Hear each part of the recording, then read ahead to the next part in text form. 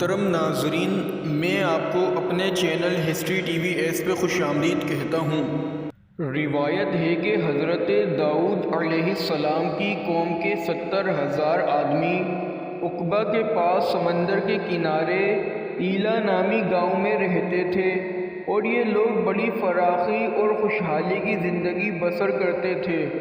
اللہ تعالیٰ نے ان لوگوں کا اس طرح امتحان لیا کہ سنیچر کے دن مچھلی کا شکار ان لوگوں پر حرام فرما دیا اور ہفتے کے باقی دنوں میں شکار حلال فرما دیا، مگر اس طرح ان لوگوں کو آزمائش میں مبتلا فرما دیا کہ سنیچر کے دن بے شمار مچھلیاں آتی تھیں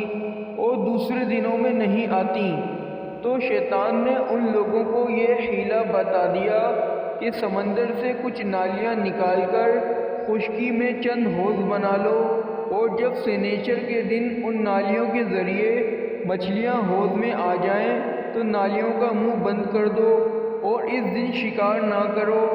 بلکہ دوسرے دن آسانی کے ساتھ ان مچھلیوں کو پکڑ لو۔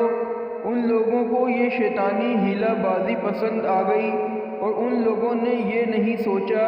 کہ جب مچھلیاں نالیوں اور حوضوں میں مقید ہو گئیں تو یہی ان کا شکار ہو گیا، تو سنیچر ہی کے دن شکار کرنا پایا گیا جو ان کے لیے حرام تھا۔ اس موقع پر ان یہودیوں کے 3 گروہ ہو گئے۔ کچھ لوگ ایسے تھے جو شکار کے اس شیطانی حیلے سے منع کرتے رہے اور ناراض و بیزار ہو کر شکار سے باز رہے، اور کچھ لوگ اس کام کو دل سے برا جان کر خاموش رہے۔ دوسروں کو منع نہ کرتے تھے،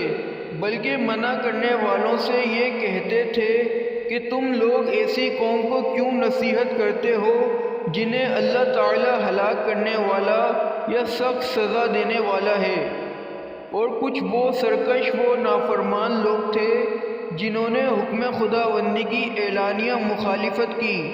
اور شیطان کی حیلہ بازی کو مان کر سنیچر کے دن شکار کر لیا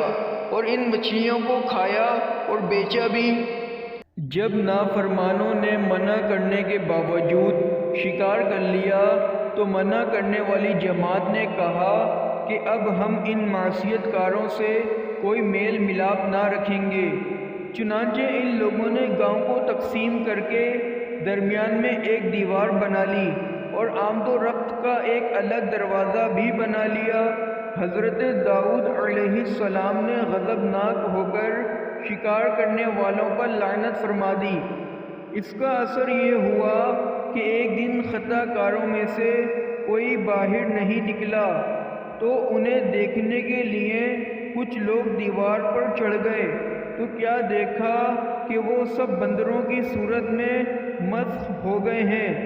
اب لوگ ان مجرموں کا دروازہ کھول کر اندر داخل ہوئے تو وہ بندر اپنے رشتہ داروں کو پہچانتے تھے اور ان کے پاس آ کر ان کے کپڑوں کو سونگھتے اور زار و زار روتے، مگر لوگ ان بندر بن جانے والوں کو نہیں پہچانتے تھے۔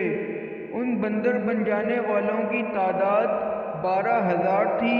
یہ سب 3 دن تک زندہ رہے اور اس درمیان میں کچھ بھی کھا پی نہ سکے، بلکہ یوں ہی بھوکے پیاسے سب کے سب ہلاک ہو گئے۔ شکار سے منع کرنے والا گروہ ہلاکت سے سلامت رہا، اور صحیح قول یہ ہے کہ دل سے برا جان کر خاموش رہنے والوں کو بھی اللہ تعالیٰ نے ہلاکت سے بچا لیا۔ معلوم ہوا کہ شیطانی حیلہ بازیوں میں پڑ کر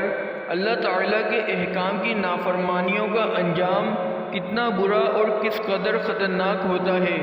اور خدا کے نبی جن بد نصیبوں پر لعنت فرما دیں وہ کیسے ہولناک عذاب الہی میں گرفتار ہو کر دنیا سے نیست و نابود ہو کر عذاب نار میں گرفتار ہو جاتے ہیں اور دونوں جہاں میں ذلیل و خوار ہو جاتے ہیں۔ اصحاب ایلا کے اس دل دہلانے والے واقعے میں ہر مسلمان کے لیے بہت بڑی عبرتوں اور نصیحتوں کا سامان موجود ہے۔ اگر آپ کو ہماری یہ ویڈیو پسند آئی تو اسے لائک کریں، شیئر کریں اور سبسکرائب کریں۔